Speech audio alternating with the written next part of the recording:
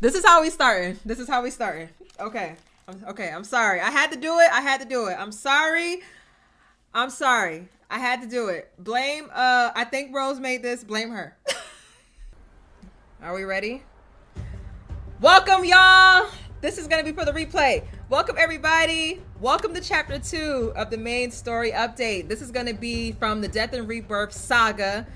This chapter is all from Deepspace.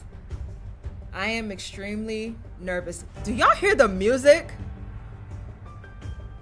If that's not a sign that some shit's about to pop off in this chapter, I don't know what is, because this is crazy. Oh, Lord. Let me turn my headphones up. Y'all ready to get into it? All right, here's episode 1 of the chapter. Welcome back. Oh, here we go. As the protofield dissipates, the massive wanderer vanishes with it. The modified shell is still present when I fall to the ground. Thud! Headass. The arena's floor gives way because of the impact. I plunge into the boundless darkness along with the debris. My descent ends with a violent crash. Clouds of dust billow out around me. My entire body feels shattered. Waves of pain slam into me. My right arm, I can barely move it. Please don't be broken. Clutching my stiff right shoulder, I squeeze through the cracks of the broken shell. A beam of light streams down through the hole above. It illuminates my position and reveals I'm in the middle of a towering corridor. Where's Sylus? The floor was completely destroyed. I wonder if he also fell down. Sylus? No response. I hope he's okay. Suddenly, I feel a faint tremor in my chest. I whip my head toward the end of the corridor. Its source is there. Bye, Hydra. She probably left already. I'm just now.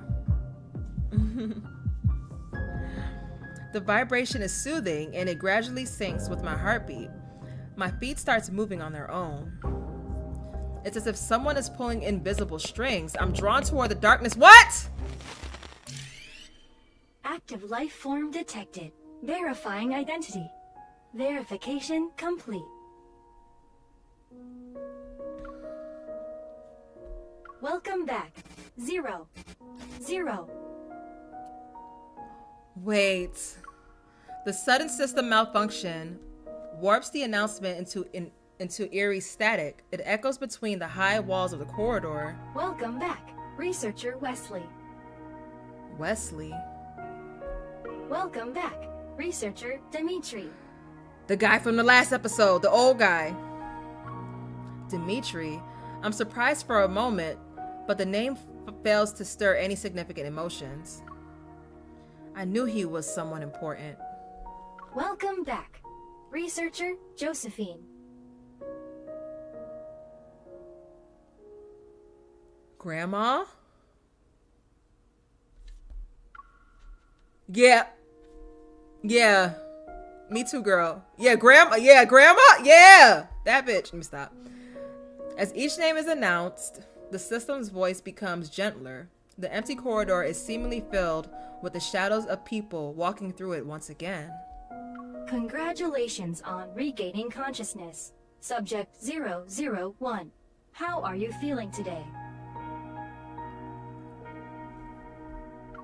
The voice is quiet, as though it's waiting for my response. Grandma's documents also refer to me as a subject, and the system addressed me with the numerical designation 001. It's me, right? The following has been detected in the test subject's emotional state: confusion, weariness, and anxiety. Physical pain signals are also present. Yeah, I wonder why. That done put me through some shit. 001. Do not be afraid. The nearest researcher is located in the observation room for demonstrations. You are currently 126 meters away. The researcher is located in the observation room. Please follow the guidance lights immediately to receive assistance. So which researcher are we gonna run into? A pale blue light materializes on the floor. Wait a minute. Arrows pulsate one after another and beckon me to venture deeper into the facility. Yeah, I guess. Come on. As I walk, more passages branch off from both sides of the corridor. Deepspace Signal Analysis Lab. Cosmic Archaeology Archives. Genetic Extraction and Analysis Center.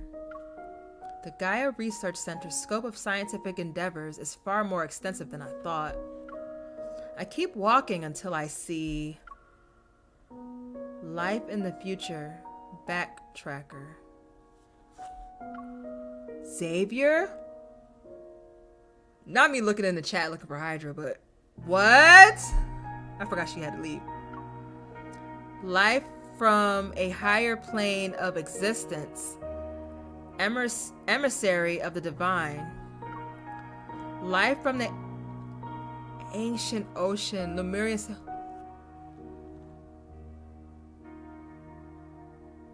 Wait.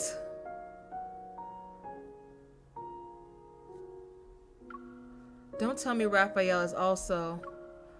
The labels point to different corridors, and each corridor houses a unique specialized research team. Are we all... Wait a minute. Hold on. Go back. I'm sorry.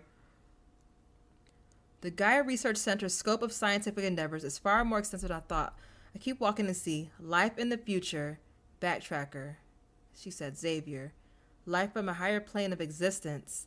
Emissary of the divine. Is that Zayne? Life from the ancient ocean. Lemurian civilization.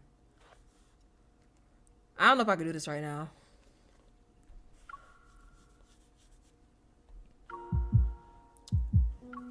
My heart pounds in my chest. The truth I've been waiting for is within reach, yet I'm hesitant.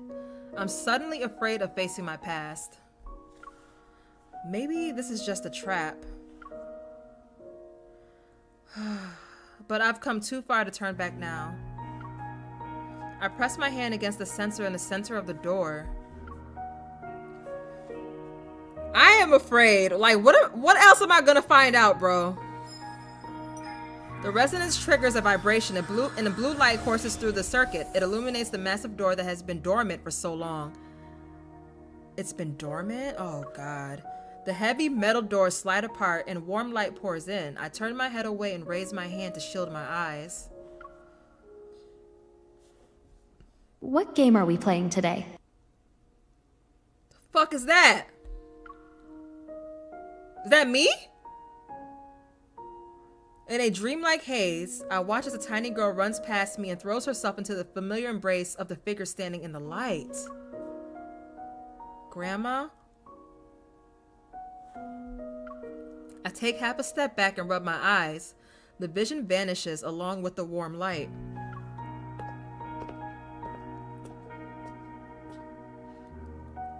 Under the harsh blue LED lights, a figure stands behind the doorway. They slowly turn to face me. You! You're finally here. It's been a while, Subject 001. Our little bomb. No. No. No. Why are you calling me that? Why are you calling me that?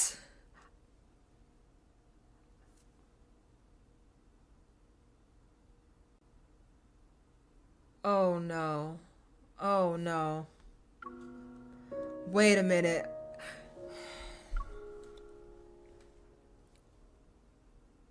I don't like the tone in his voice either. Our little bomb, bitch. Shut up. From greatness to madness. I'm already shook, bro. This is only the first episode of the chapter, bro.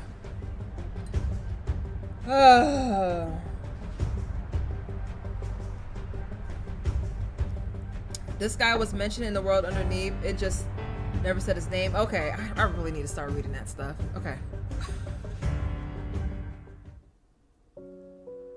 Dimitri. So that's why everything here still works, even though it was abandoned for years. The real reason you're in Charon is because you're guarding the research center? Of course. This place holds the buried dreams of countless researchers, the seeds of world-changing discoveries. In addition, Dimitri spreads his arms. It's somewhat of a dramatic, welcoming gesture. it's where you were born, your first home in this world. I tighten my grip on the gun on my waist. I'm waiting for the next outrageous revelation. What? Back then, the research team accompanied you every day. We raised you as if you were our own child. We believed you represented humanity's most intimate connection with deep space. A flickering hologram appears behind him. Fragmented faces of figures huddled together manifest before dissolving into light and shadow. I don't recognize any of them, yet a warmth wells up from the depths of my heart. After the Chrono Rift catastrophe, our team was disbanded. Many of us disappeared without a trace. Okay.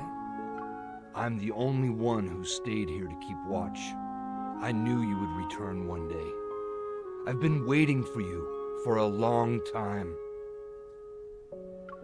You already knew who I was when you saw me at Charon? Why, of course. I can recognize our most precious treasure anywhere. Your power is unique, after all. Bro, I am not. No, don't objectify me like that. He unconsciously moves half a step. Upon seeing me back away warily, his voice becomes even gentler. Don't be afraid, my child. I've been waiting for you this whole time. I must atone for the sin I left behind. No. Hi, Strawberry Moon, and yes. Groomer alert, yes. Hello, Anna. I'm pissed right now. Anna, that's how I'm feeling right now. Let's continue. I know you have many questions. Go ahead. Ask them. I'll tell you everything you want to know. Seeing the sincerity in his eyes, I hesitate. Should I ask him a question? Hell yeah, bitch, what? I got a lot of questions. I might be close to the truth this time. I need to hear what he has to say. You said I was born here. Why don't you tell me what happened back then? While not an ancient beginning, it was still sacred nonetheless.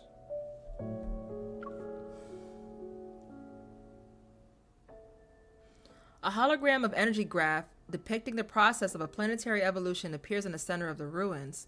Planets are born, and eventually they die. Then they're reborn only to die again.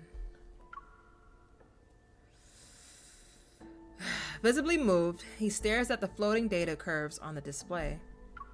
It's a beautiful cycle. I asked about my origins, not humanity's. You don't have to start from when the Earth was formed. You think this is the life cycle of a planet? It's not. Huh? It's a representation of your life, your power. Your power. Shut up. Is he crazy? Go on. You are Ever's most wonderful, most magnificent creation!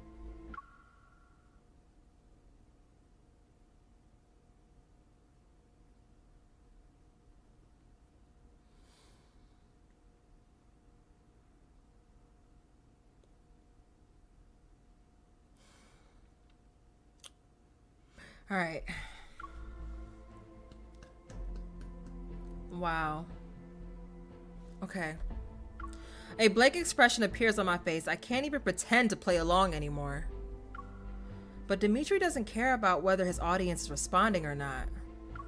It began in 2034, when humanity received a faint signal from deep space. Wait, didn't Sylus say something about that year too? Did he say something about that? Once it was decoded, it revealed a story about a planet's quest for immortality. An ordinary planet achieved immortality by harnessing an inexhaustible cosmic energy source. They inspired us. And so, we conducted an experiment using collisions to recreate this inexhaustible cosmic energy. After several failed attempts, one proved to be a success. The energy manifested. However, no one expected it to appear inside a child's body. Wow. And that child was you. Wow. The powerful energy fluctuations we were waiting for, they came from you. The power was impossible to analyze and measure. It only grew stronger as time passed. It grew like a planet and reached its peak on day 27. Then it started to decay on day 36. On day 41, it disappeared completely, dead. Then, it was followed by an explosion. But shortly after, your power reconstituted itself and began to grow once again, just like a planet. Therefore, we believe the power of the Aether core within your body is equivalent to the energy of a planet. Wow.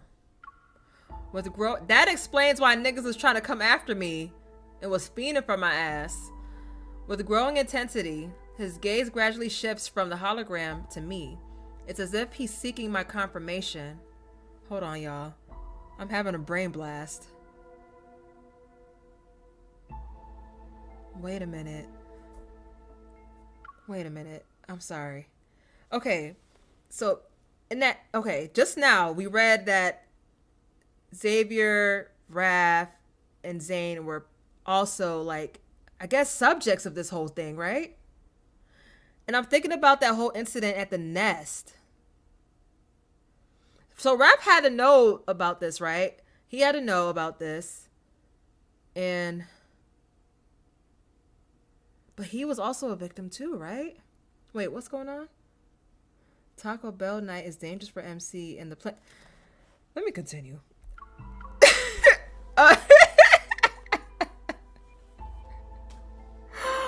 I feel like Raph is a huge key to this, yo. I know they all have some link, but I feel like Raph might know a lot though. Especially with that one guy he was talking to. Oh, with the growing intensity, his gaze gradually shifts from the hologram to me. It's as if he's seeking my confirmation. Okay, I don't believe it. You're not sick in the head, right? Fascinating.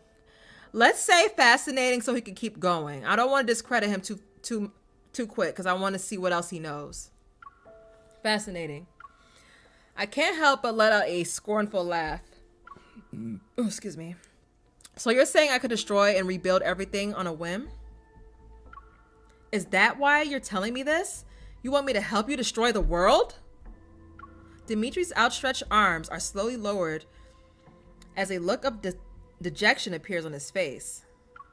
I don't blame you for being skeptical. Even we who witnessed your birth firsthand were at a loss.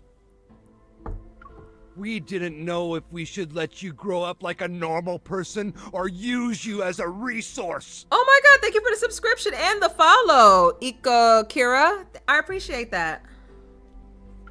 Would this immense power lead to catastrophe? I think I turned off my alert sounds, but I see you up there.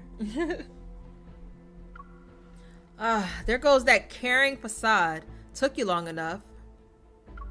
Referring to this place as my first home and talking about a magnificent creation, in the end, it was about making a massive profit. Even in the ramblings of the madman, fragments of the truth lie hidden beneath insanity. From his words, I can piece together whatever wanted to obtain via unicorns. Wait. I can piece together whatever wanted to obtain via... Wait a minute. They desired a new kind of energy that was far more powerful and plentiful than Earth's natural resources and protocore energy. Maybe that was whenever set their sights on the ether core. You have no idea what kind of temptation lay before us back then. While Dimitri is engrossed in his fervent monologue, I keep an eye on his unstable state. I also use this as an opportunity to examine the laboratory. We had countless debates. The chrono rift catastrophe struck when we were in the middle of our endless back and forth. Lavender is like, shut the fuck up.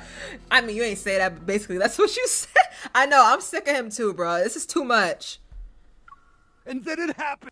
Is this whole chapter just him monologuing, bro? It will always be the most regrettable thing Is this nigga crying? I've ever done. I can never make up for it in this life. My career, my dreams, Plankton? my colleagues. Those days we spent to achieve our goals. The fuck is happening? Yeah, exactly. Something's wrong with him. Yeah. My gaze quickly shifts to the control panel some distance away from Dimitri. I discreetly get ready to use my evol. It's over. It's truly over! Seemingly drowning. Oh shit, why is the music popping off? Seemingly drowning in penitence? Dimitri falls to his knees and triggers a hidden mechanism. Oh, he done fucked some shit up. A surge of energy rises from below. The large laboratory begins to shake as the rails rattle. Where's Sylus at?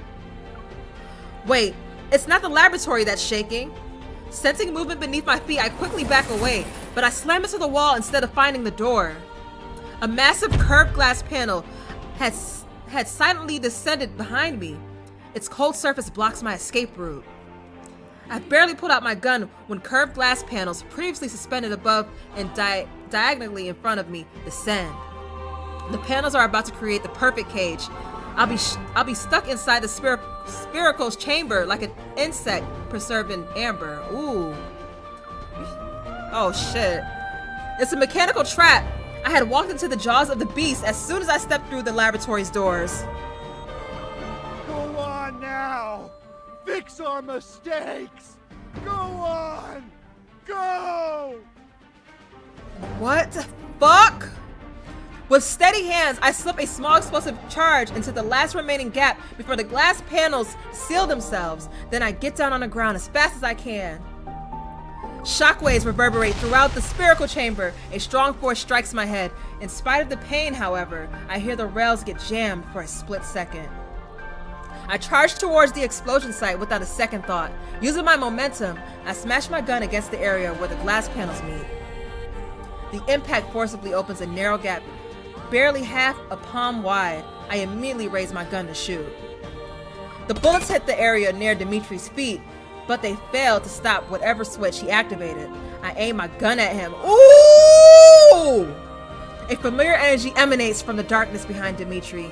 As he stands up, my instincts scream at the new threat. I open fire. The bullets hit him, but he seems unfazed as he pulls out a weapon and aims it at me. The powerful blast sends me flying and crushes what little chance of survival I had been desperately clinging to. Is it... Y'all! Wow. Wow. The nerve of him to tell us to fix it, bro.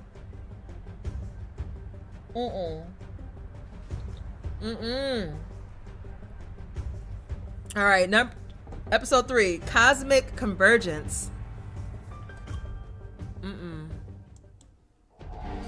Chaos agony, the freezing cold. My body feels like it's being crushed.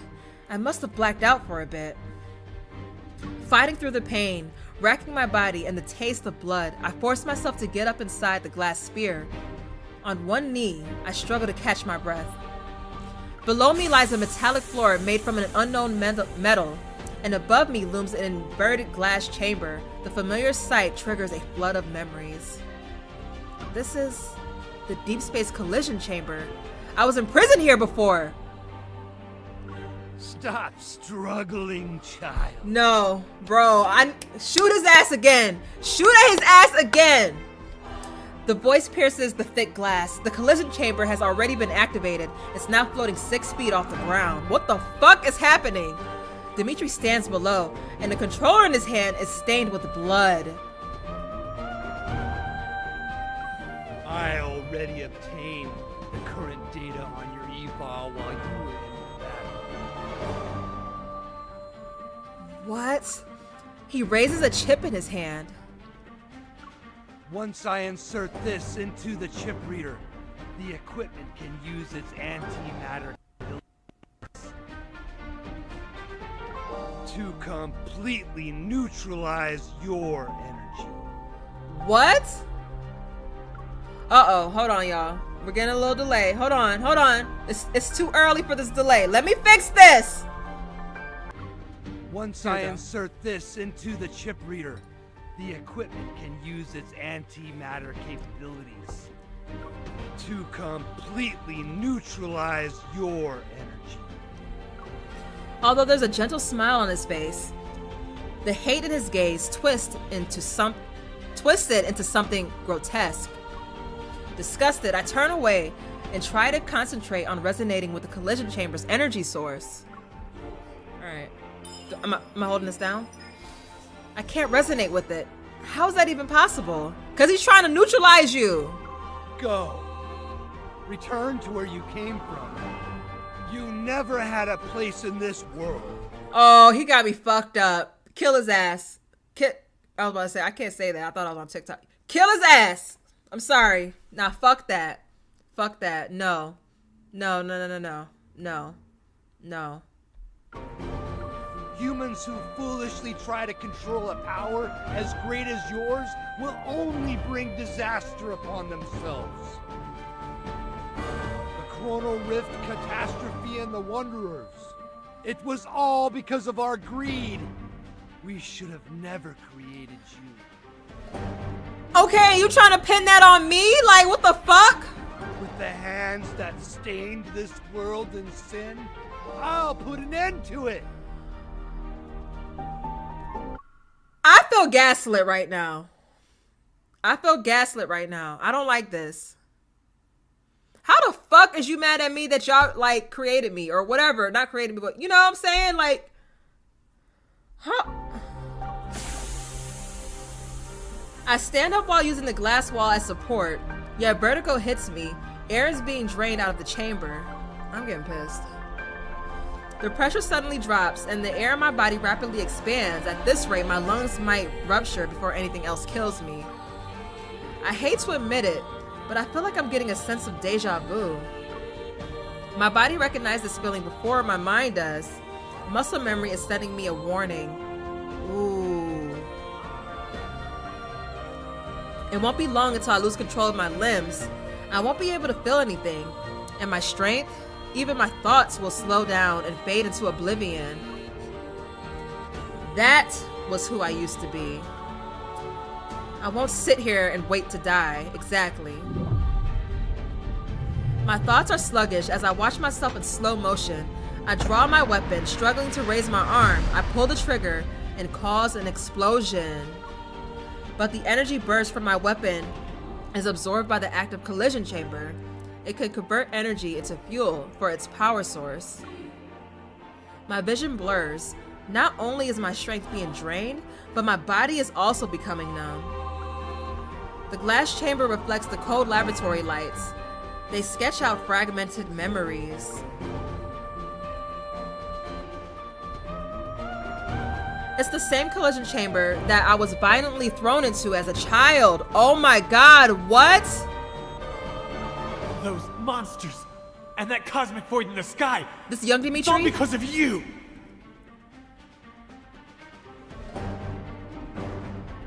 No, Julia, don't say that. You are this world's calamity. We should have destroyed you years ago. You better be happy Caleb is in there, because he would have crashed out. Okay, Anitrasha, okay? I've experienced this before. It was him at that time too. The contorted face of the young man begins to merge with Dimitri's weary, wrinkled face below. Then I lose my sense of direction. What? Since that day, I've been the only one who is determined to destroy you. I failed before, but time proved to me that I was on the right side of history. I will finish what I started and atone for my past failure. This lunatic. Be gone! Go back to where you came from! Just die already! I refuse to let this maniac kill me. A powerful resonance resounds and builds within the chamber. It syncs up with the tremors deep within my heart. I desperately try to maintain control.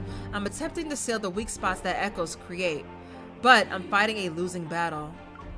The resonance energy hums and shatters invisible chains. My consciousness breaks free from its physical cage, and my soul rapidly surges forth. My consciousness disperses with the energy burst. Countless reverberations echo across the planet. And from deep space, a mysterious connection descends. Why am I getting chills? What's about to happen? My awareness gradually fades as my body feels weightless. The ethereal eye appears once more. It devours me completely this time. The eye! Is this a scene? Is this a scene? What am I? Ooh, that was ominous. In a boundless darkness, I drift through the cosmos. It's like I'm part of it. I am the cosmos. I see a planet on the brink of destruction and the different paths it could take. Some explode like tiny fireworks before their life could begin. Others are further along. However, all of them perish. And at the end of their lives, each planet collapses inward. A tiny core takes its place. The one born from destruction, the origin core.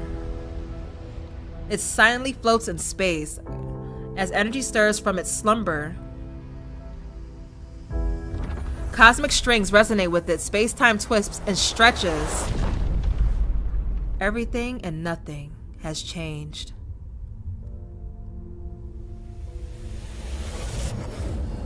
The Origo core descends upon a planet nearing collapse. It's waiting for the end and its own birth. Ooh. Ooh, I need a shot. All the sensations in my body disappear as the scene before me gradually fades into darkness. Suddenly, I hear a strong heartbeat and feel a warm power flow through me. It's a fragment from another place and time, yet it brings a familiar presence. Everything that was lost has returned to me.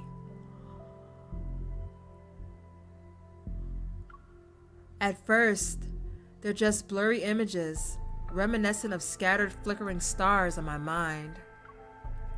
But as time passes, these images start to become clear. They slowly come together and form vivid, tangible scenes. Complete with sounds, textures, temperatures, and even the faintest presence. They're real and full of life. Unfamiliar fragments connected to a single unbroken thread. Those past experiences, emotions, choices, and missions. Once again, they cross the barriers of time and space, carefully weaving themselves into the fabric of my existence. They become a part of me. Wow. Wow. Wow.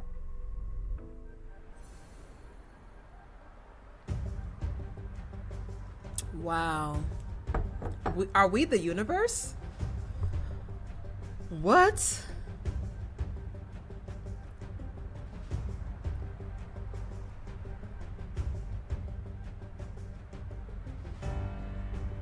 Wow. Dust of memories. She is remembering. Daddy! I suddenly break through the downpour of memories. My vision refocuses. Okay, he came through. My man came through. Sylus, thank you. That familiar black-red mist envelops the area. I'm shielded from the falling rocks and steel beams. Meeting my stunned gaze. No, shush! Don't tell him! Sylus relaxes his furrowed brow. An amused smile appears on his face. Nice explosion, little bomb.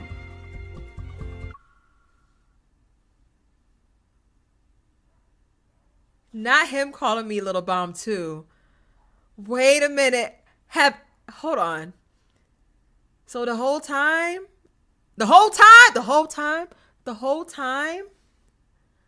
was I blowing shit up for real? The house, did I do that? And we over here making fun of Caleb. Is this all me?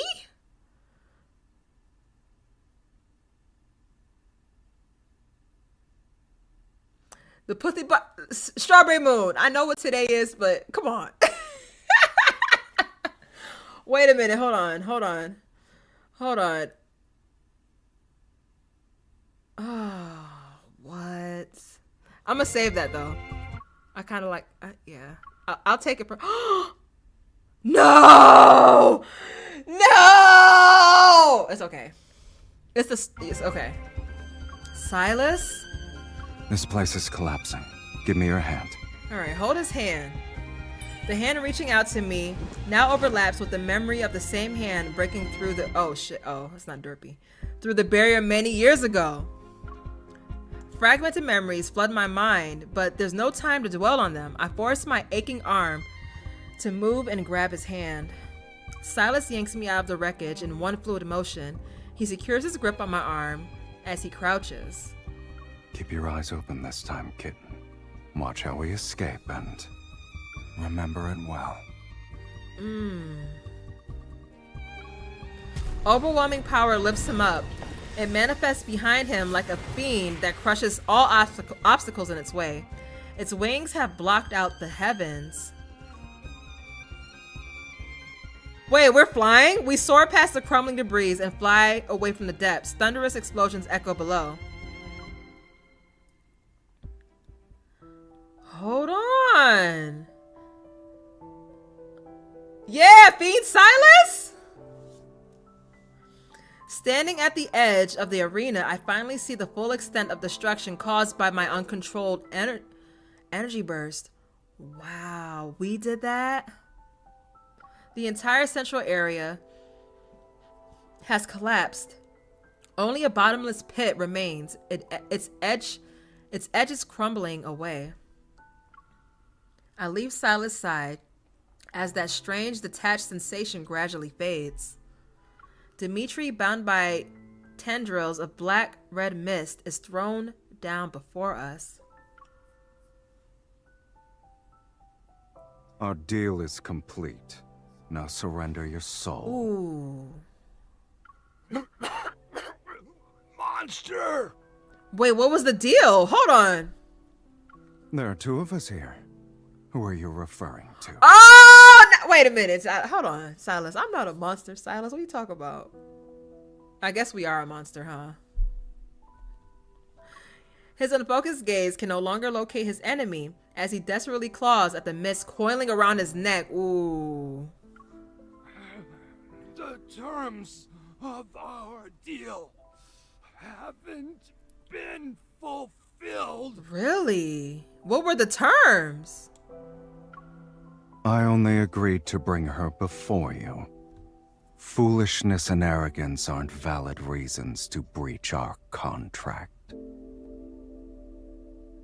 What? Sylus violently grabs Dimitri by the collar. The mist swiftly coils around the former researcher's neck. You underestimated how much she's grown. Aww. Look at you. Thinking she's still the little girl whose life you held carelessly in your hands. Oh, yo. Sylus, stop. I mean, keep going, but damn. Ooh, that just did something for me. I don't know. Like every gambler who overestimates themselves, you are not as clever as you think you are. Ooh, ooh, yes. I know who's behind the antimatter. So pissed for us. I know. It's turning me on. Look, high key. Hold on. With a contemptuous laugh, Sylus forcibly turns Dimitri's head to face me. Ooh, I need a visual of that. Get a nice long look. It'll be your last. And do your best to remember the person who brought about your downfall. Okay. Die with a smile for us. Like that one song? All right. I like that song. Die with a smile for us is crazy. As Dimitri screams and body are swallowed by the black mist. Wow, he really ended him right there. I turn my gaze to the center of the arena. Whoa, Sylus don't play about us. One after another, muffled explosions resound underground. This place will be gone after today. It won't reappear anytime soon. Good, get rid of that shit. The laboratory that was never meant to exist might hold a few childhood memories. I might have cried in some corner or laughed in front of a platform. Wow. Perhaps I made those researchers who saw me as an otherworldly specimen believe I was just a normal child for a moment. Or maybe none of that ever happened, but it doesn't matter anymore. Damn, I feel so bad for MC. Oh! Why you just popped in like that? How much do you remember?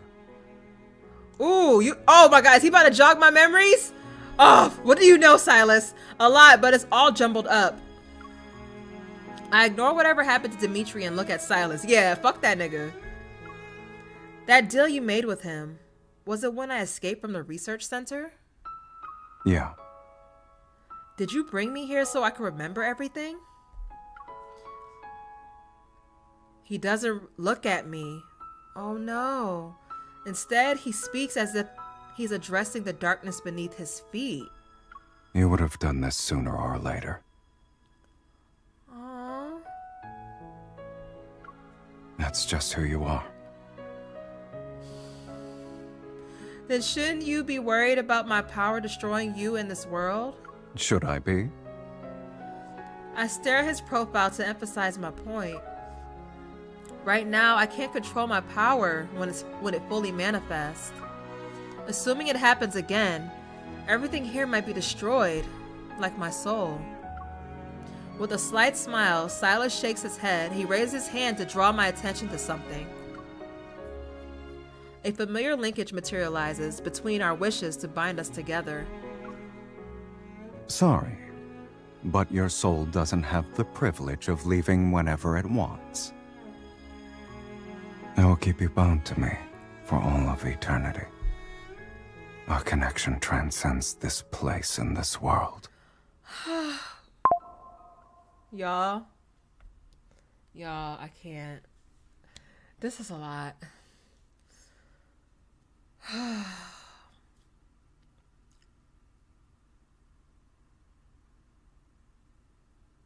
Wow.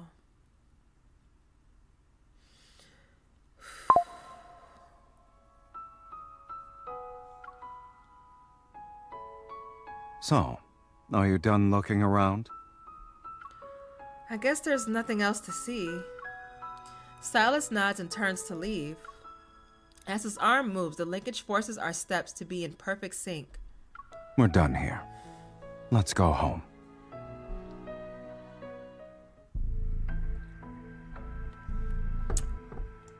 In the vast cosmos, my power has no starting point or destination. It appeared when the universe was created. It's a fundamental law etched into the fabric of existence. At some point, a force, weak yet unbreakable, began to bind me, and with it came an endless fall. I remember these doors.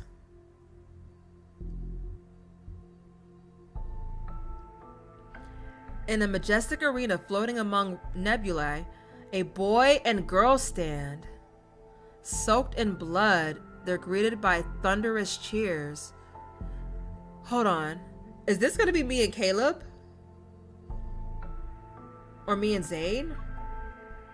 When it comes to killing wanderers... Oh, wait. Sylus and I always have perfect coordination. You're not going to team up with me this time? Wait! Go back. In a majestic arena floating among nebulae, a boy and girl stand. Soaked in blood, greeted with thunderous cheers. When it comes to killing wanderers, Sylus and I... Is this young Sylus? I'm not looking at the chat right now. I gotta see. I hate teammates who try to steal my points. Then, what do you hate more? Teammates who steal your points? Or teammates who can't keep up with you? You're so annoying. If you steal my points again, I'm throwing you into Tartarus.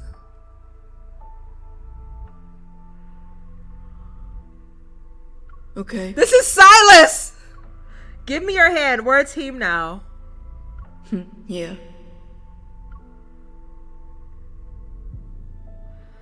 The disconnected scenes flash by in a random order. Sometimes they're blurry and hazy. Other times they're crystal clear. As time marches on, the deep space tunnel, vast and capable of tearing apart any form of energy, separates us. The memories dissolve into my current reality. Images overlap. I recognize the figure before me, but now he's tall and imposing.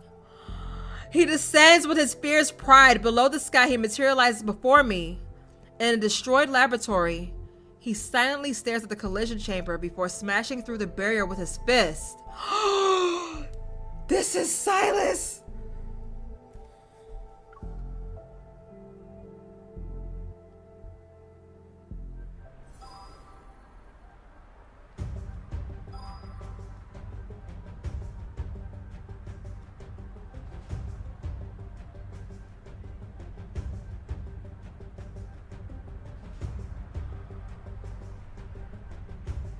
Okay, rules fall before us. Wow, MC has lived so many lives. In the timeless N109 zone, I fall into a deep dreamless slumber. When I finally open my eyes again, it takes me a while to reorient myself. I stare at the intricate patterns on the ceiling for a long time before a single fact slowly dawns on me. I'm alive. As if a switch has been flipped, I finally become aware of my surroundings. Outside, the distant roar of gunfire and artillery resound while music plays nearby. Didn't the Zoyan hunt end? Mephisto. Mephi, what are you?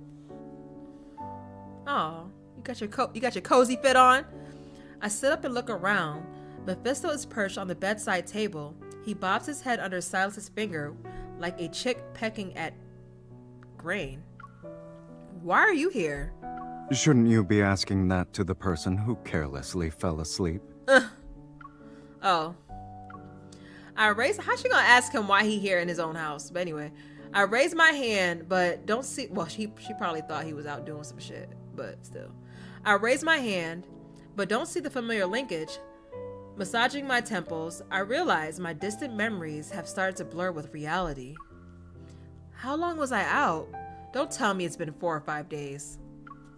You would have starved to death in that case. That's true. Sylus is lounging in a small armchair next to the bed. He's looking out the window.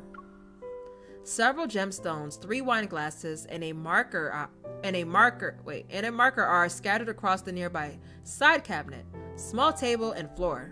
It's morning. And more importantly, it's been 3 days since the Zoean hunt ended. Overtime is almost over. 3 days, okay. A terrifying explosion resounds in the distance. Seconds later, the windows rattle from the shockwave. The arena is in ruins. Why would anyone still fight to be its owner? For certain people, that place still has important stuff. Important stuff like what? And with Dimitri out of the way, their battle will be more ruthless. Sylus' gaze is still focused on what's happening outside. His hair swaying because of the shockwaves. Damn. He maintains an aloof attitude. He's used to this shit. Alright, moving closer. Curious about what he's looking at, I get out of bed and approach the window, but I can't even make it there before settling into the small armchair. I nudge Sylus so he can make room. What's going on? My whole body feels weak. It's like I've been thrown into space and had to orbit Earth 3 times. I mean, you didn't hit me while I was asleep, right? He would never. Between the two of us, you'd be the one to do that. Did I hit you while I was sleeping? Sylus holds up 2 fingers and glances at my right hand. Twice. Really? I had no idea. I was dreaming the entire time. Maybe I got too excited. He smiled when he said that, though. You like, what's wrong with you, Sylus? Sylus finally turns to face me. He gently takes my wrist and gives it a light shake. Are you well rested now? More or less. Let's go then. Okay. Mephisto takes the chance to sneak away, snatch an empty wine glass, and fly out the window. Sylus stands and stretches before picking me up. Time to eat. What you about to eat? Let me stop. It isn't until Sylus makes me sit at the dining table that I realize just how hungry I am. I devour everything in sight until I'm stuffed. I mean, she was out for like, what, 3 days, they said?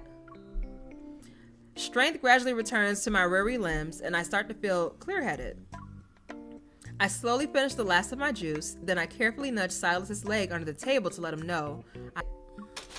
Something cries out near the window. Mephisto, who had been absent during the meal, taps on the glass and squeezes through the gap. He drops a dark-colored object in my hands. Uh-oh. What he got? What is that? Oh, what is this? A flash drive? A biometric key from the Gaia Research Center. I tighten my grip on it. Then what are those people really fighting over? Sylus pauses as he holds his drink. It's as if he's unsure about how to respond. Luke and Kieran are more than capable of dealing with those fools. Okay, shout out to Luke and Kieran. The key shows signs of age, and someone has scratched off its identification number. It's impossible to tell which researcher served as its original owner. Possessing the key means having authority over the abandoned Gaia Research Center, even though it's nothing but ruins now. A wisp of black-red mist creeps up the back of my hand, forces its way between my fingers, and tries to take away the key. Sylus? That's my trophy. Give it back. That's my trophy. You're just letting me look at it? Sylus stretches his long legs to push his chair. He leans back against it as he uses his index finger to guide the mist. It's still pulling on the key. Dismissing the idea of letting go, I clutch the key with both hands and lunge toward him like a sparrow drawn to a grain of rice. Your theft techniques are getting sloppier by the day. Are you going to headbutt me to death before you loot my body? Damn, I can't save that. Whew. Okay, hold on. I ran out of voice saves, y'all. Fuck! Alright, keep going. Sylus has me rest against him. And when he sees me still holding the key with both hands, he laughs. You're a persistent thief. Sorry, y'all. I didn't mean to crash out, but damn, I ran out of fucking saves. Oh. Your theft techniques are getting sloppier by the day.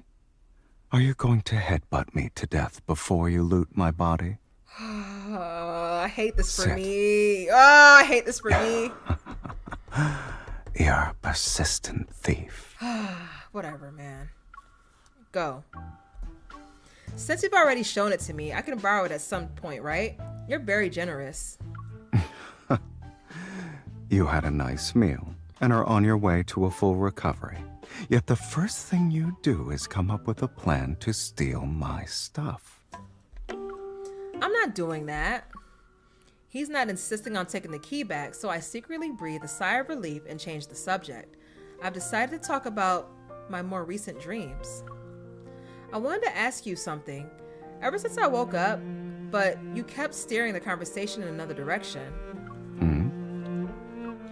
I saw us fighting wanderers in some kind of interstellar arena. Do you know anything about that? Ooh, yes. What else did you see? My gaze drifts from my hands to his shoulders, and then the light reflected from the wine dancing on the wall. I continue in a softer voice. We fought countless wanderers and monsters that looked like modified humans. Then we were the only ones left in the arena. The crowd went wild and screamed for us to fight each other to death. What? It doesn't matter where you are in the cosmos. Every gladiatorial arena created by intelligent life abides by the same rule. There can only be one victor, so... Either I kill you, or you kill me. Yo, they've been through it. Rub him down. I sit up straight and touch the corner of his eye. I'm searching for that hidden color in his right eye. But when we faced each other, you didn't attack. Instead, you took my hand and asked if I wanted to escape together.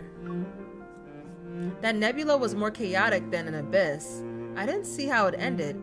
Did we manage to escape? What do you think? He brings his empty wine glass closer and presses its cool surface against my forehead. If we hadn't, then who exactly are you looking at right now? We're pretty special, huh? Speaking of which, you never doubted yourself, or worried about my capabilities for that matter. Right. Then you went through hell and back, barely escaped with your life, and arrived in the N109 zone before it fell? More or less. Wow. Have you ever considered that me landing in the N109 zone wasn't a coincidence? It's because of the Gaia Research Center? Sylus remains nonchalant. I found some documents in the corridor of the old facility. The Unicorn Research Team, or rather, the Gaia Research Center, as a whole was attempting to establish contact with Deepspace. The Unicorn researchers wanted to recreate a powerful cosmic energy source, which exists within me as an ether core. Do you believe what Dimitri said?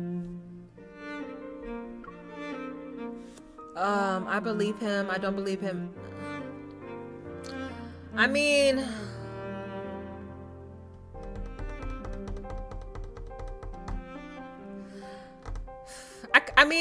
I do believe him.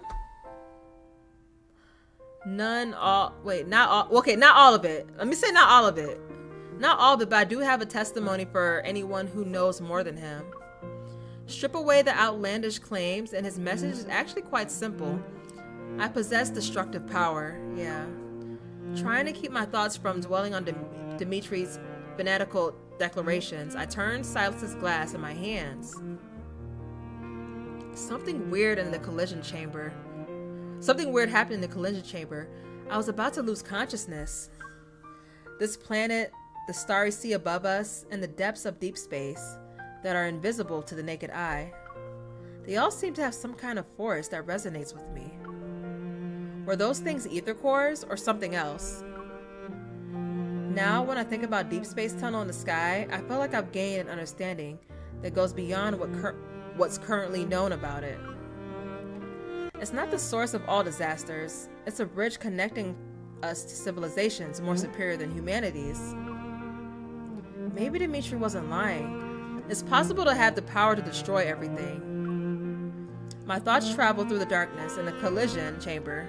Let me back up a little bit. I sank into an overwhelming strength. It's strong enough to erase an entire planet. What lies dormant inside me is powerful and uncontrollable. Suddenly, a hand grasps my chin. My gaze lands on Sylus' disinterested expression. When I pulled you out of the giant glass tank, you looked like you were in so much pain that you wanted to die.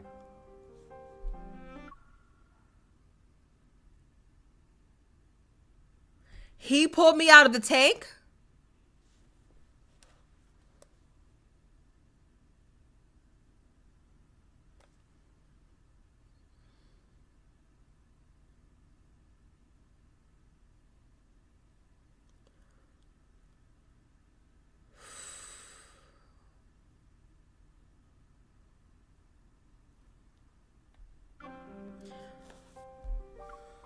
If it really hurts, then stop. Don't force yourself. And don't ever make that face again while you're at it. I looked directly into his right eye. The mesmerizing ether core within it remains tranquil, and my racing thoughts slowly calmed down. You can always pull me back, right? Just like before? Whoosh! He saved us, yeah. Are you mad? I didn't do anything. As I look up at him expectantly, Sylus stays silent for a moment. Then he appears interested. Grabbing my hand, he leads me outside. No, but you slept for too long. I'm bored. So, where are you dragging me off to? Do you want to have some fun? Hold on. I'll help you get used to wielding devastating power. That way you'll be a bomb who doesn't always think about self-destruction.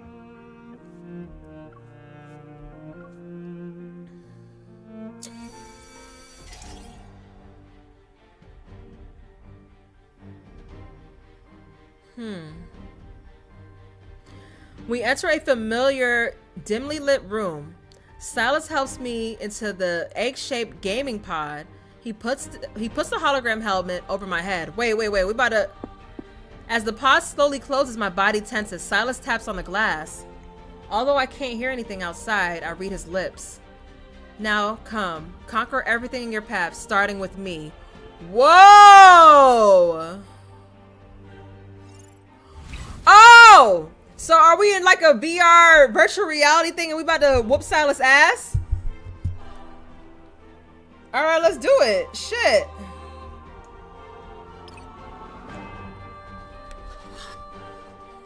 Yo, Sylus is a real one. He is a real one. It's time to get moving. Sylus is a real one. Missed. Are you prepared to keep up with... Take this. It's time to serve the main course. There's plenty to go around. I was just careless. Watch out. It's going to attack. This is only the beginning. There's more than enough to get our fill. Back up. It's your turn. Okay, if you say so. Take this. It's time to serve the main. Yo, There's Sylus plenty to go around. saved us? Go back to the pit you were sloppy. Y'all, Sylus My saved eyes us, were bro. locked on you. Sylus. I can't get over that right now. Oh, It can't I hate when it escape. does that. Sylus saved us? Take this. What? It's time to serve the main course. There's plenty to go around. I This can't is get over only the this right beginning. now. How is this story gonna end, bro? I'm getting the hang of this. I can't. Take this. It's time to serve the main course. There's plenty to go around. I can't do this right now. Some nuisances. Sylus, It can't escape. Wow. I like it. take this. It's time to serve the main core. It's your time to shine. Ultimate ride or die. Let's settle. It's time for an energy storm.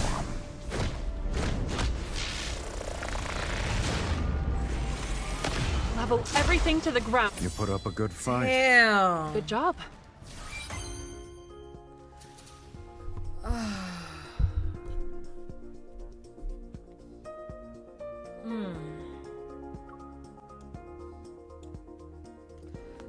That is crazy. When the snow falls. Number 7, when the snow falls.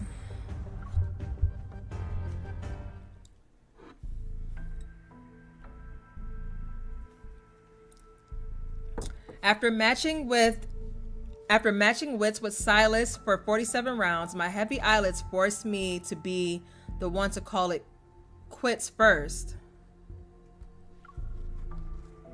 I slept so deeply that when I woke up, I found myself in my own bed. I had been moved there and didn't even stir once. Was I really that exhausted, or do I trust him too much? I massaged my throbbing temples as I recalled the information I received during my break last night. Sylus' curiosity was piqued by these mysterious animator weapons, and he decided to investigate their origin. Luke and Kieran were equally thrilled. They rubbed their hands together as if to say, we finally have something fun to do. Given the usual efficacy of Anakinus' leader, that mysterious hunter will soon cross paths with an odd little group consisting of Boss Man, two troublemakers, and their crow. Okay, so that's Sylus, Luke and Kieran, and Mephisto. As for the key found in the ruins of the Gaia Research Center, will it unlock the secrets of a hidden past or take me down another path that leads into an unknowable future? Either way, it's what I have to investigate next. I look around the room to find every curtain has been drawn shut with great precision. Not even the smallest sliver of light can get in. My place got turned into a cave basically, and only he'd do that. Oh! Is this Lincoln? We're back? I walk to the window as I pull back the curtains, blinding the... Oh yeah, because we were in our apartment, so we are back in Lincoln. Blinding light floods my vision. As far as the eye can see, a cold radiance has engulfed the city. A blanket of snow covers every building. It's snowing in Lincoln? Yeah, that's odd. I've never seen snow here.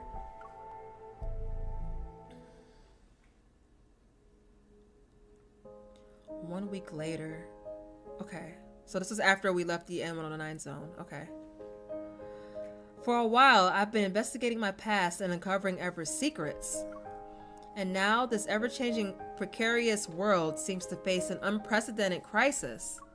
Protofill disturbances, climate anomalies, and some say Earth's climate systems have broken down, and a disaster comparable to the chronophyte catastrophe is imminent. Uh-oh. Others claim Earth is on the verge of collapse. All tectonic plates will shatter, and thus human civilization will end. Uh-oh, that's not good. Yet among all these discussions about the end of the world, Earth's collapse and civilization's downfall, what actually descends upon Lincoln City is a silent snowfall that transforms the city into a pure white expanse overnight. Backtrackers, Lemuria, everything is starting to make sense now. But what about the life of a higher plane of existence? The emissary of the divine. My husband!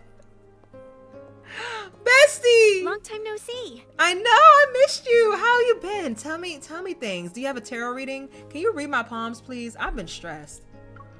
Back from your leave already? Captain Jenna said you had some personal matters to take care of. Is everything okay?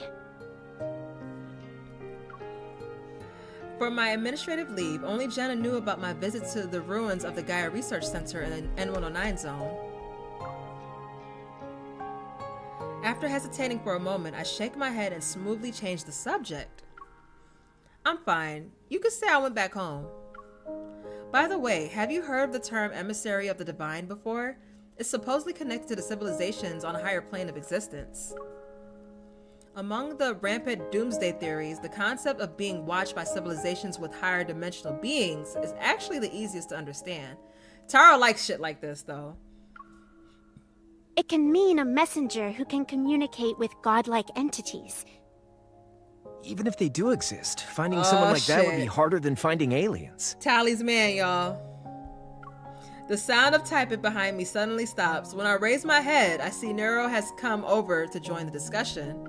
And if those higher dimensional life forms aren't saying anything, well, even an emissary might not know they're one. I've also heard that the next mass extinction might be just around the corner. Mass extinction is crazy. Nero silently rubs the area between his eyebrows. He's unconvinced.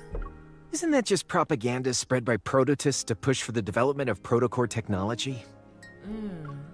Not necessarily. In this vast, endless universe, who knows how many civilizations are locked in battle? Our Earth might be the only surviving blue dot among them all. Amidst the ongoing discussion, my thoughts begin to wander. Maybe Ever thinks our civilization is already approaching the limits of biological evolution.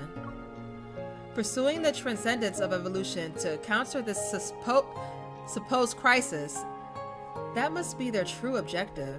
As a side note, there were strange omens before the 2034 Chrono Rift catastrophe. A polar night was present for 3 consecutive days. While conversing, everyone unconsciously turns to look at the heavy snow outside. It falls as if descending from the cosmos itself.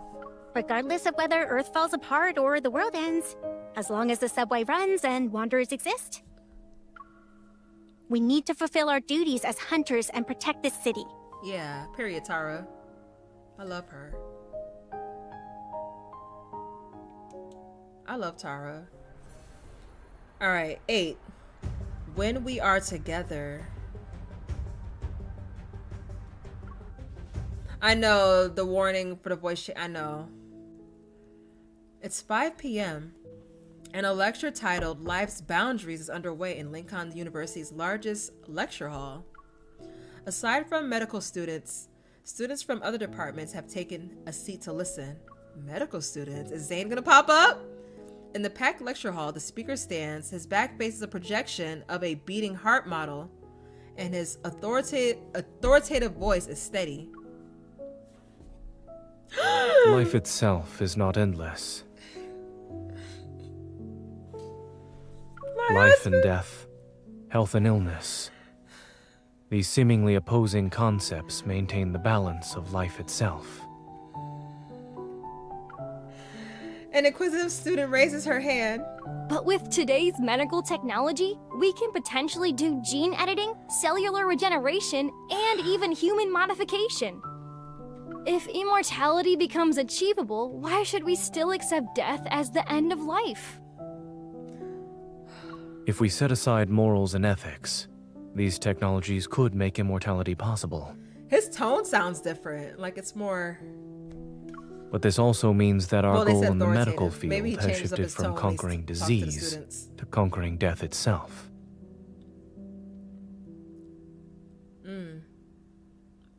Has shifted from conquering disease to conquering... Yeah. Zayne's gaze sweeps across every face in the room, his tone remaining calm as usual. To conquer disease is to extend life, but to conquer death is to control it. Can we still call ourselves humans after being modified and losing human characteristics? How do we even define human existence? Hushed discussions fill the lecture hall. Zayne looks towards the back as someone quietly opens the door. A familiar figure appears. She quickly slips into the back row, her coat leaving a trail of melted snow on the floor. Oh yeah, it is snowing. Wait, what? What happened?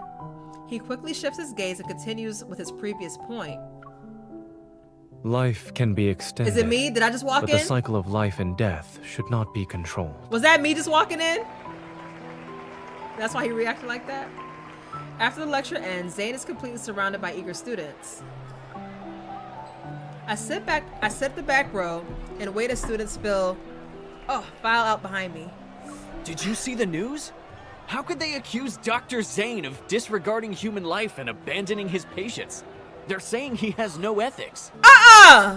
Why are they saying that? Why are they saying that? It all started when some government official's kid got diagnosed with protocore syndrome. They tried to use their family connections to pressure Dr. Zayne into prioritizing their surgery. But he refused and went to treat another patient who needed more urgent treatment. Period. Yeah. Oh. So that's why they're spreading all those nasty rumors about Dr. Zayne online. What a piece of work. Wow, he don't deserve that. That's fucked up. As the students' conversations faded into the distance, I stopped eavesdropping and nodded in quiet agreement. Spotting a few reporters approaching the lecture hall, I catch Zayne's eyes and wave. I silently mouth a sentence. Come here, Dr. Zayne. Zayne glances in my direction, nods, and makes his way through the crowd of students. That will be all for today. Someone is waiting for me. Your wife. Damn, they really was slandering her. Oh God, this is good lighting. After helping Zayne... What? Whoa. Hold on, y'all. Hold on. My iPad is still working. I don't know why I just did that. Let me, yeah. Bluetooth disconnected. Yeah. Shut up. All right. What the hell? What the hell? Yeah, come on. Connect. My bad. I don't know why my iPad just did that. I can't hear the music. Hold on. Let me unplug and plug in. Hold on.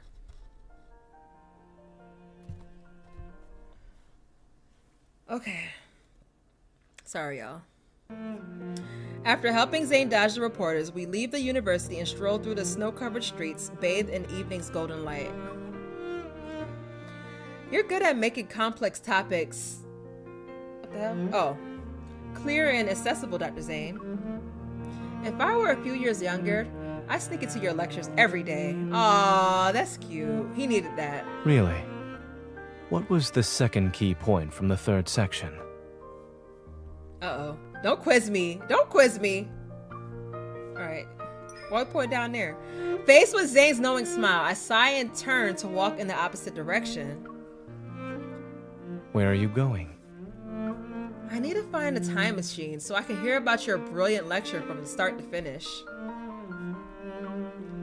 3, 2, before I can finish my silent countdown, he grabs my hand. Come back. I'm coming. Pause. I only saw you arrive near the end of the lecture. The time machine must have not been invented yet.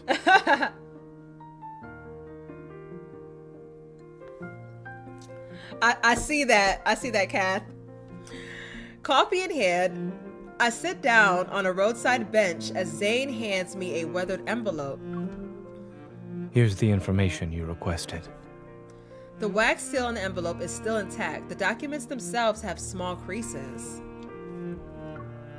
Exchanging documents while sitting on a bench. We're like those secret agents trying to save the world in the 008 movies. So that's supposed to be 007. Given what you've asked me to investigate, it is certainly a secret that concerns the fate of the world. I like how this looks. Okay. I vaguely remember Zayne mentioning Dr. Noah's Arctic expedition research. Yes! Which might be connected. Yes! What happened, Zayne? Tell me. Give me the tea. What happened when you went there? The cryptic patterns etched into the key seem to point toward the traces of a primordial civilization. 14 years ago, a research team ventured into the Arctic to study life's boundaries. They made an unexpected discovery in an ice cave. Okay. According to the surviving documents, the pictographs they recorded in the ice cave bear a striking resemblance to the patterns on the biometric key. Okay. Oh, he's so fine. Some members of the expedition team mysteriously disappeared. Others joined the Unicorn research team. Dr. Noah has a photocopy of the expedition journal. It's incomplete, but he hopes it can help you. Shout out to Dr. Noah. Signals from deep space, the ether core, the key, the clues from an intricate web in the darkness. It stretches across the boundaries of time and space. Almost unnoticeable, each strand is being woven into place. They're waiting for that singular moment when everything is taut.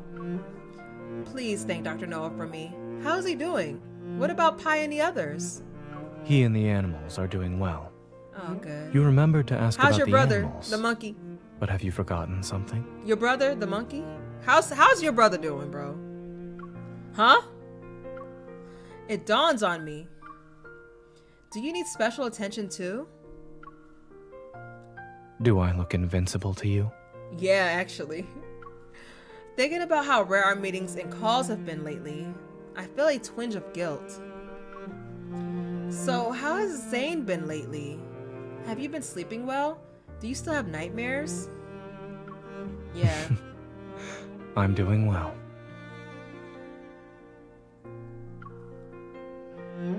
For some reason, my words elicit a soft chuckle from Zayne. You've already made time to pick me up after class. And since I'm on my way to work, why don't you walk with me? Okay. You can do it as you head back to the Hunters Association. I would love to walk with you, husband. I would love to walk with you.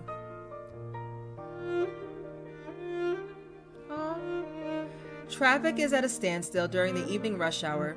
Fortunately, Oxo Hospital and the association are within walking distance, so we decided to continue on foot. Oh, that's cute. Snowflakes dance through the streets. As the intersection's traffic light turns red, the flow of vehicles stop. Pedestrians pause on the sidewalk, their heads tilted upwards as they wait. They watch the massive holographic display flicker above the intersection. Ever has officially launched the Fountain of Ate initiative. Uh-oh.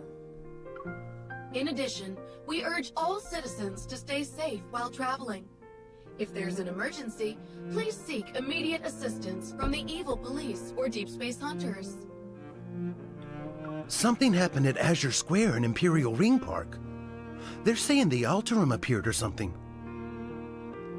No wonder the news keeps telling us to be careful lately. Having wanderers around was bad enough. Now we have to deal with the Alterum too. Alterum? With one disaster after another in this godforsaken world, maybe it should just end already. I thought it said evil police too.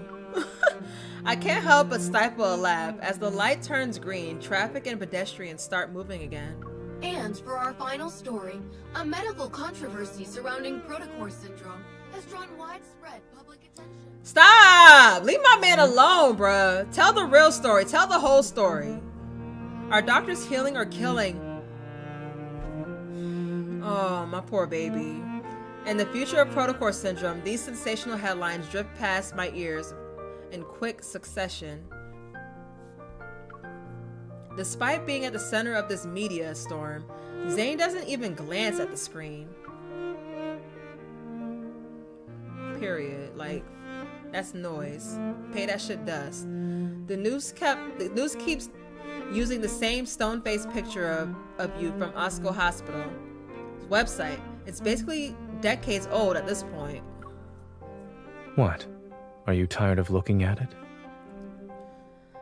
I was just thinking, if Dr. Zayne had smiled even one pixel's worth in that photo, then maybe these rumors wouldn't have gotten so far.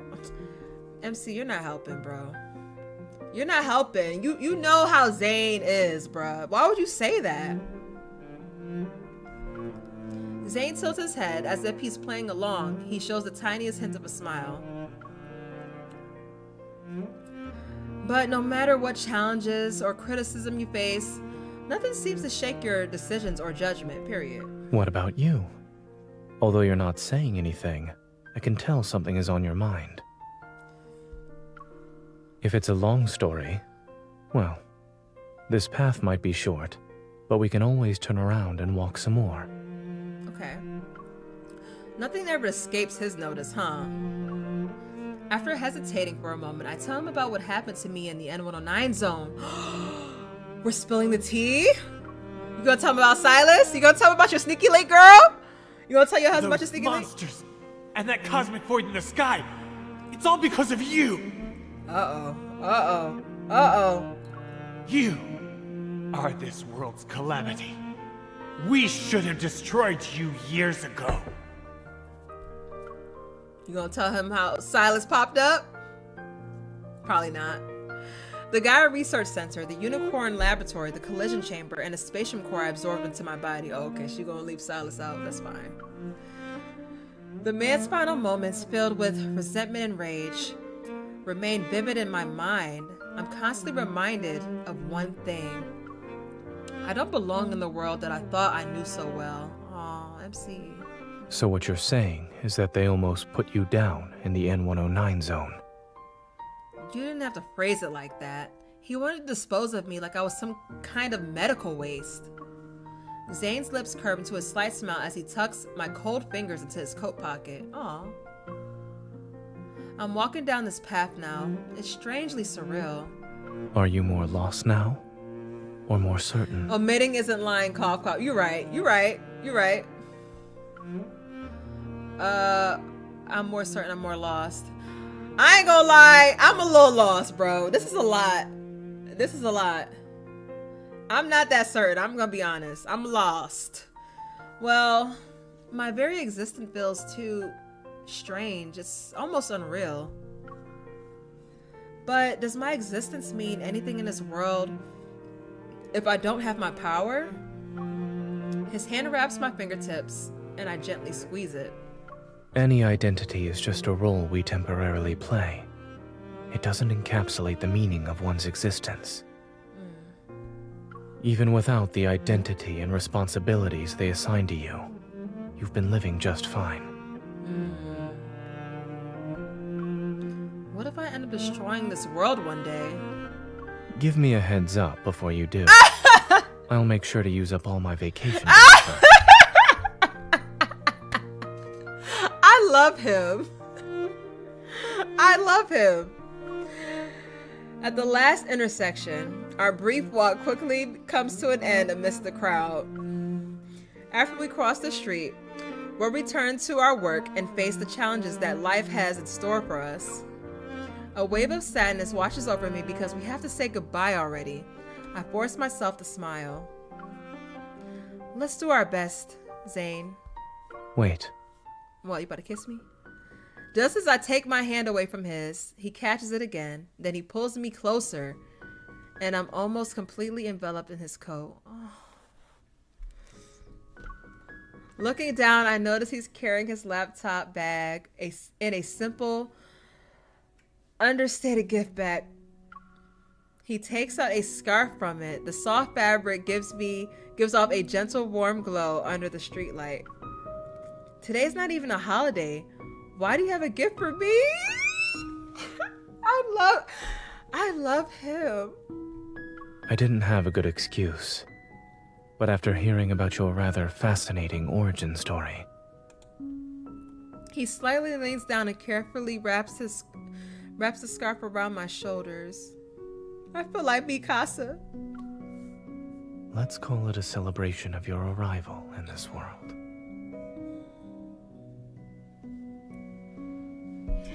A mix of uncertain emotions wells up inside me. They gradually melt away with the warmth of his touch. Did you find time in your busy schedule to knit this scarf? Dr. Zayne, he knitted this? I picked it out. Oh. Is it not sincere enough? No, I'm happy. He raises his hand to smooth my disheveled hair, disheveled hair. The snowflakes that landed on his forehead slowly melt away. Whether it's ever or something else, the path you've chosen will be full of challenges. You'll encounter many people with ill intentions. Yeah, I know. But more importantly, you must be confident about your own choices. Oh, I love him. There are certain things that you can never take back.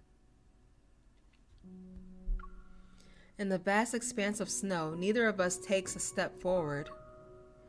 Then my first correct choice for today must have been seeing you. Thank you for choosing me.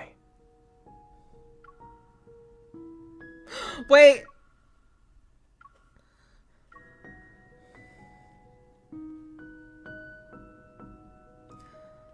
Ooh, my heart, y'all. My heart. With 10 seconds left on the green light, he waves goodbye with his back turned before walking into the snowy, dusky blue twilight. I watch his figure disappear into the distance before tightening my grip on the documents that stick out like a sore thumb. Looking around the bustling intersection, I'm surrounded by a constant flood of noise and information. It seems every sound and flash of a screen pushes people toward their next split-second decision. With this key, I might finally unlock the secrets from 14 years ago. They all involve the ether core, or rather, my own secret. I take a deep breath and turn toward the street that will lead me to the association.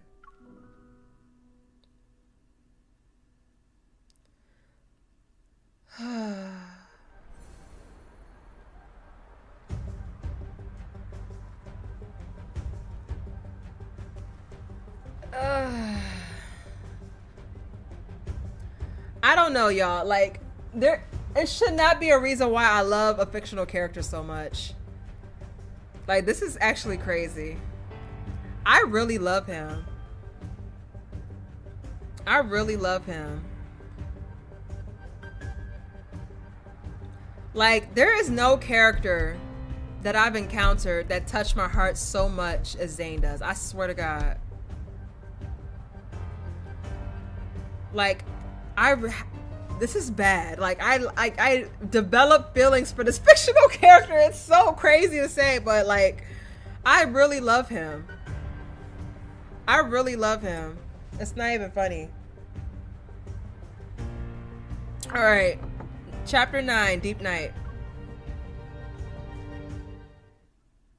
Oh, we at the hospital. Heavy snow falls steadily as darkness settles earlier than usual. Standing tall in the heart of the city, Osco Hospital remains brightly lit as always. Are doctors healing? Grayson! Exposing the dark truth behind Oxo Hospital's division of cardiac surgery? I don't like his new voice. What kind of ridiculous headlines are these? I don't like this new voice, but... Oh, please. Dr. Zayne has plenty of connections. He's treated everyone from the mayor to gang members. Oh my gosh, she sounds so bored. Why are you so bored, Yvonne? Besides, Oxo Hospital has plenty of friends in reputable media outlets. If it comes down to a media war, no one can predict the winner.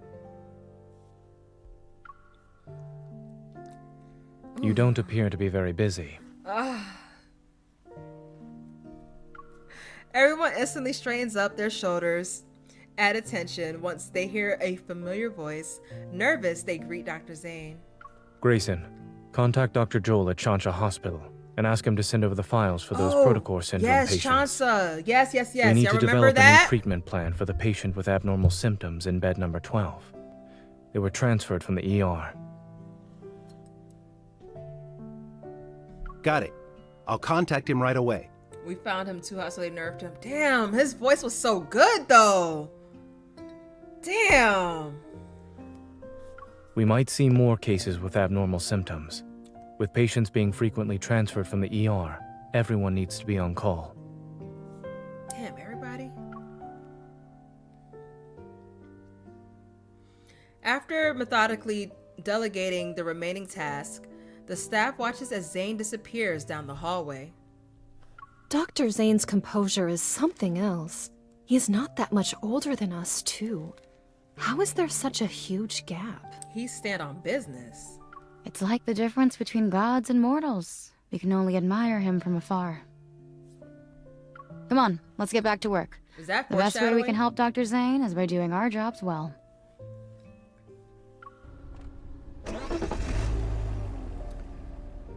Oh, he's so fine. At 2:30 a.m., Zayne gets to his car and after finishing his work, a notification pops up on his phone. The hospital director approved his application for the medical research project. His phone rings. Zayne glances at the screen. It's Dr. Noah. Zachary just called. He said you want to join the Fountain of Atay research project? Zachary? Who's Zachary? Yes. This isn't surprising to Zayne. He can already imagine the two OXO hospital higher-ups discussing the matter. Thank you for convincing the director, Dr. Noah. When are you leaving? Tomorrow. You decided to do this after returning from Mount Eternal?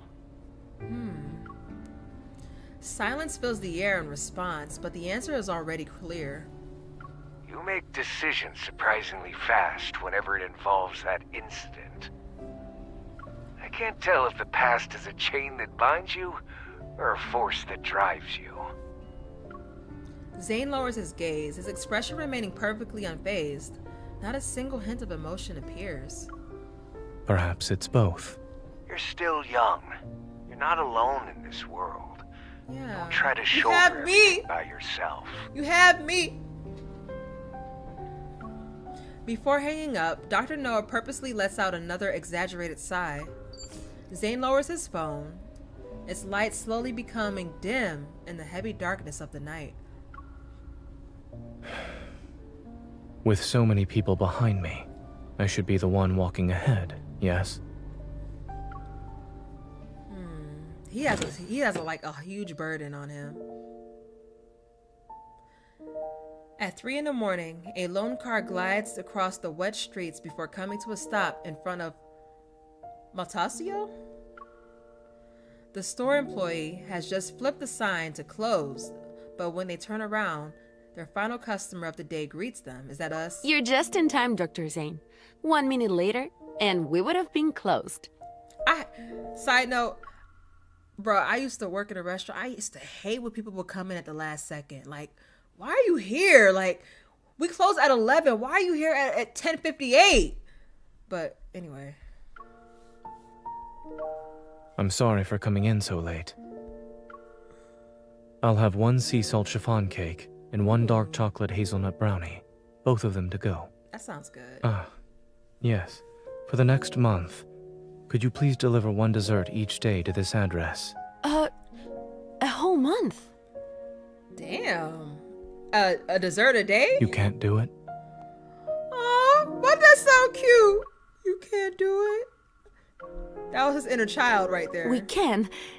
It's just that you've already reached our highest tier for award points. We can't give you anything else right now. Damn, not the highest tier. My boy being here heavy. Are you going on another That's why they let him trip, in. Dr. Zayne? That's why they let him in 1 minute before close, because he's like a star customer, okay? Zayne nods. Please deliver the new menu items when they become available. Thank you. Don't worry. I wrote down the address. Let me just confirm the customer's name 1 more time.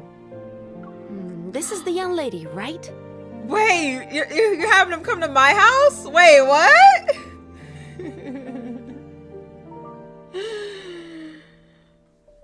Oh.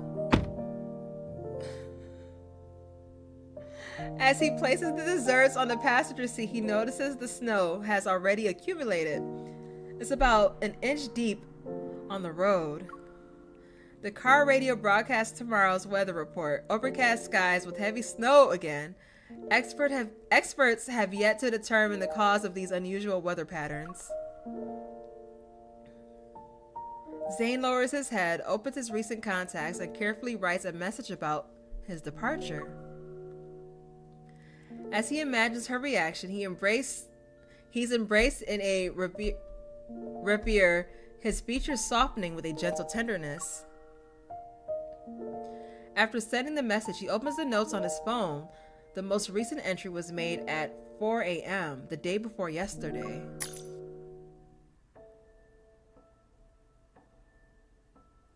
Hold on. First dream. What is this?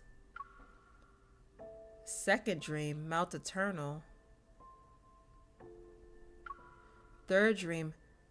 Mount Eternal William. Fourth dream. Chocolate. Pot of jasmine. Gravestone.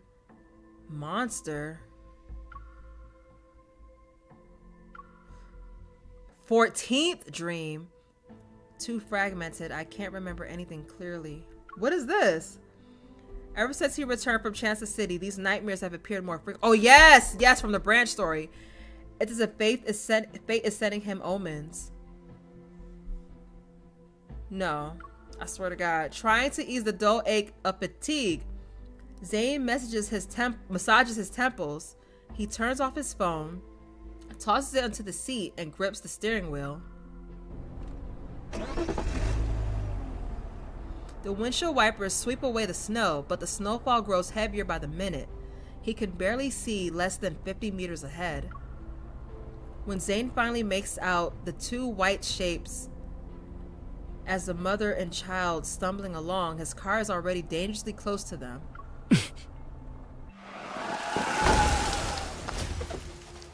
He jerks the wheel violently to one side. The tail lights cut arcs through the snow, and the car crashes through the wave-shaped guardrail. It comes to an abrupt stop in the strip of green vegetation. Wait.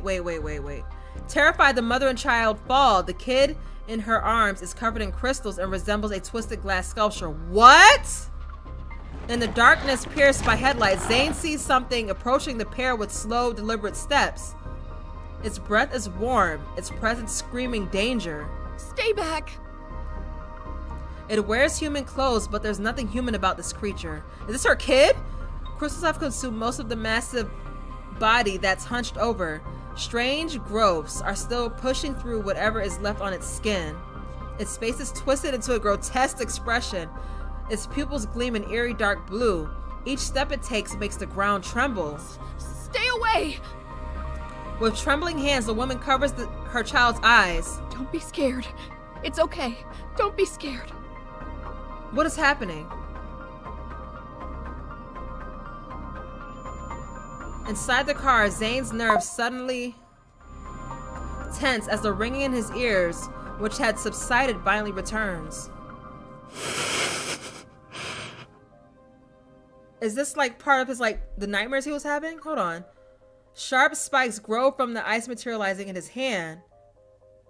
Zayne raises his arm and aims the icy thorns at the monster. Oh! The colors of the night.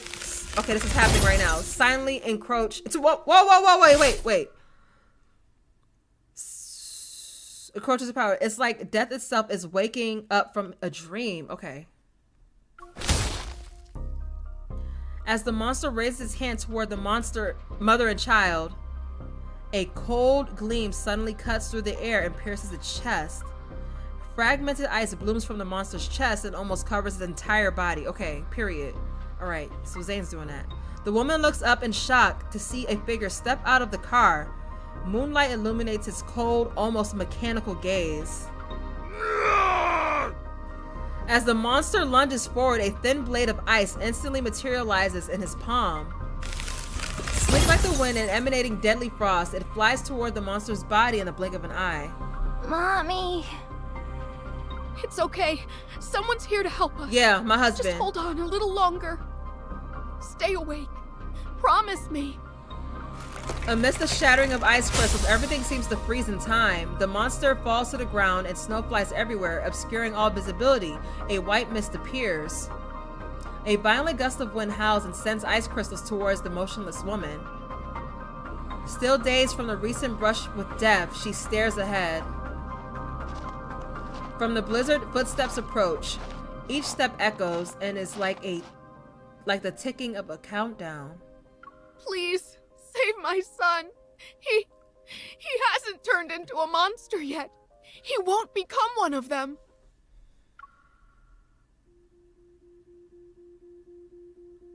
The tall man blocks the car's headlights and casts a shadow over the mother and child before him. The woman shrinks back in fear, and the chocolate slips from the child's trembling hands. It falls into the snow. Saving him would be pointless. What? The child?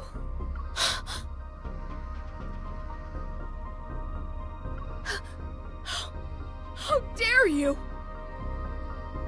Zayne? Ignoring her anger, Zayne bends down to pick up the chocolate and holds it out to her. Ice crystals falls from his fingertips, landing on the chocolate's wrapper. They melt to wash away the blossoming bloodstains. He's beyond saving. No! He hasn't turned into a monster! He's still alive! He...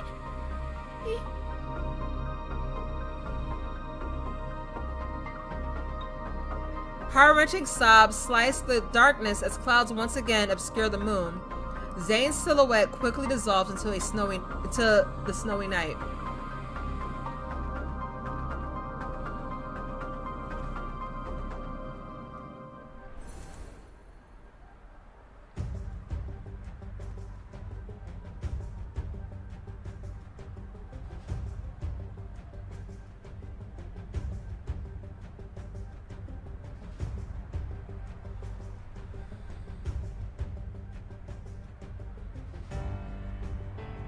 Okay. Alright, let me fight. Wait, why did he do that? Why did he do that? Is it because he knows, like, what happens when people get to that state? And he's just like, oh, he's beyond saving. Because he's been here before. He's played these games before. Alright, let me go ahead and fight. Oh, this shit about to be quick. This shit about to be quick. Let's get my husband on board. Since we just left off with him. Oh, God.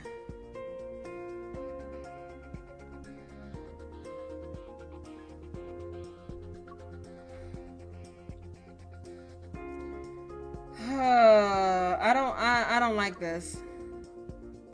Let's do some weaker cards so this match isn't super quick.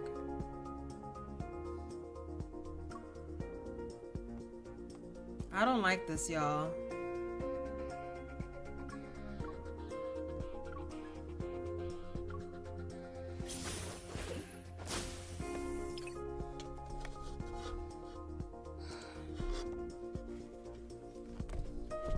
I don't like this.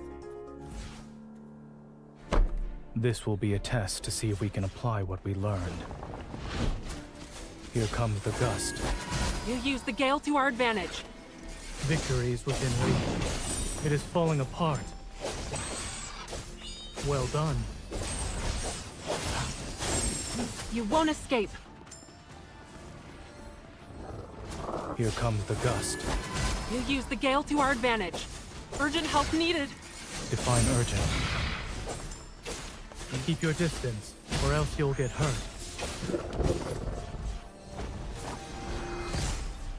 Watch where here comes the gust. You use the gale to our advantage. I don't like this. It's over. Eat this. Is it too challenging for you? Not urgent help needed. Define urgent. It was just a scratch. Keep your distance from... Let's destroy them. I'll take them out with one strike.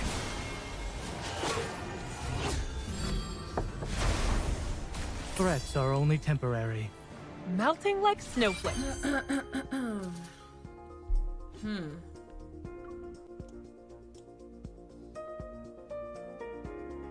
Is another fight? Okay, so the last three is fights, right? Yeah, Rose, I can't do this right now, bro. I can't do this right now. I think we're at the end, though.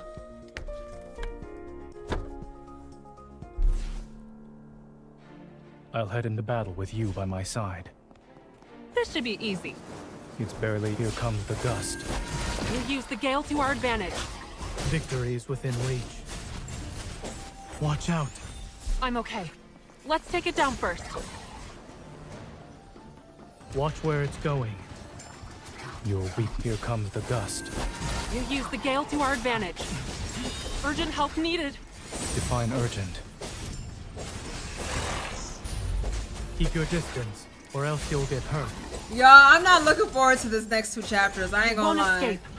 I'm not gonna lie, bro. Here comes the gust. You use the gale to our advantage. I don't know. Mike, I don't know. dozing off I don't again? know if I could do this. Urgent help needed. Define urgent. Is it I too can't, challenging bro. for you? Not at all.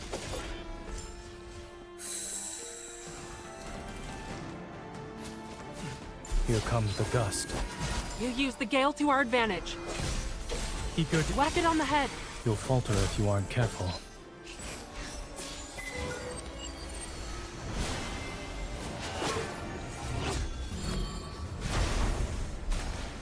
Don't rush, but watch out. I'm okay. Let's take it down first. Urgent help needed. Define urgent. Here comes the gust. We crushed them. You're in chapter 3.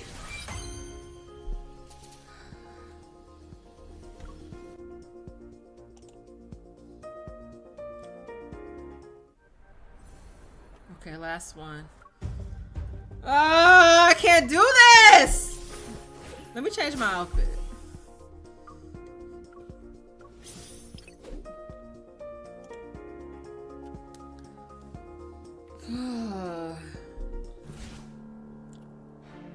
I'll head into battle with you by my side.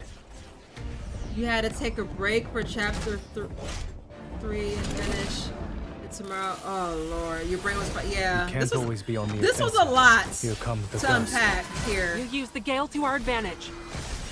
This was a lot to unpack here. I'm okay. Let's take it down first. Watch where it's going. It's minor. You won't escape. Here comes the gust. You use the gale to our advantage. Urgent help needed. You'll falter if you aren't careful. Keep your distance, or else you'll get hurt. All right, so I picked my weaker cards, y'all. I picked my weaker cards for this because I actually wanted Here like a little comes the challenge gust. for this. You use the gale to our But advantage. if I would have picked the cards I already Now's have, your I would have been killed this guy. I would have been killed this guy. I'll show you. Bring it on. Victory is within reach. I would have been killed him. It recovered. Be careful. Keep your distance. Here comes the gust. You use the gale to our advantage. Your weakness is showing. Are you dozing off again? Whack it on the head. Nice and loud. Be ready for its next move. Here comes the gust. You use the gale to our advantage. Keep your Let's destroy them. I'll take them out with one strike.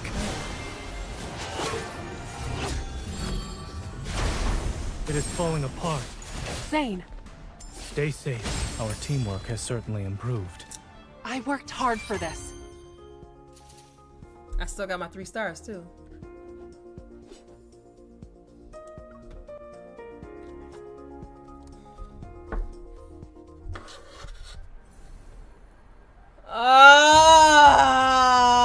Okay.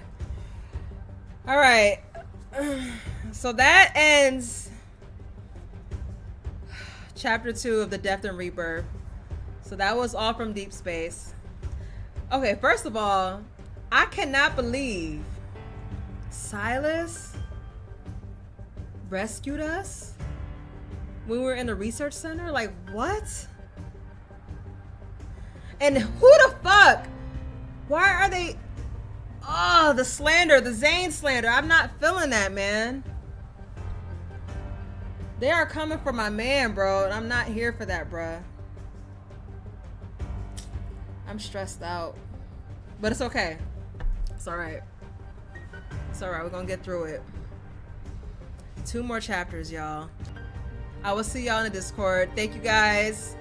If you're not following or subscribed to the channel, guys, if you're here on YouTube, don't forget to hit the subscribe button. On Twitch, don't forget to hit the follow button. We're gonna continue this. Get through this story. Hopefully I don't break down tomorrow. Hopefully I don't break down tomorrow, but I don't know. But depending on what based on what everyone's saying, I don't know. I don't know. But whatever. We're gonna get through.